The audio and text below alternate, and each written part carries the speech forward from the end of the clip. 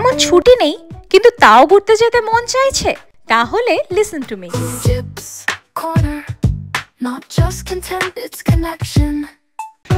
বালাসোর স্টেশনে নেমে টোটো করে আমরা রওনা হলাম ওড়িশার অফবিট প্লেস চাঁদিপুর বিচের উদ্দেশ্যে। উইকেন্ডে এই শর্ট স্টেকেশনটা আমরা কাটাবো পূর্বী বিচ রিসর্টে।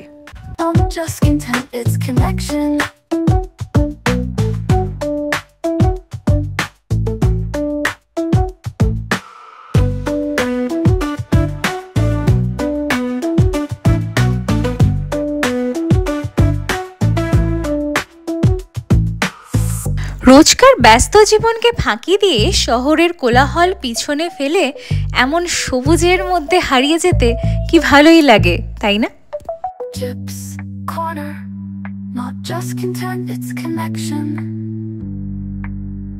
ঠিক যেমনটা দেখা যাচ্ছে, পূর্বী রিসর্টের আনাচে কানাচে এমনভাবেই সবুজ গাছ গাছালিতে ভরা, যা দেখে চোখেরও শান্তি আর মনও সতেজ হয়ে ওঠে।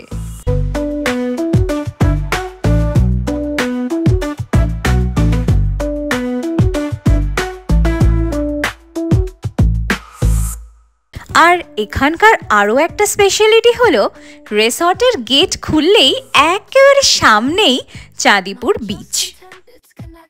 এই বিচের কিন্তু একটা মিস্টেরিয়াস নাম আছে, সেটা হলো ডিসঅ্যাপিয়ারিং অ্যান্ড অ্যাপিয়ারিং।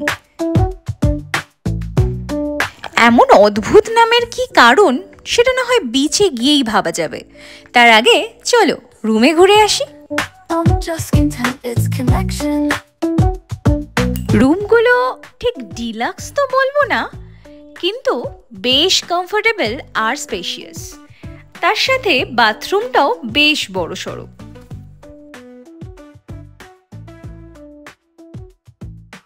এখন আছি এখানকার ডাইনিং হলে। প্রথম দিন আমরা অর্ডার করেছিলাম চিকেন থালি, এগ থালি আর ফিশ থালি।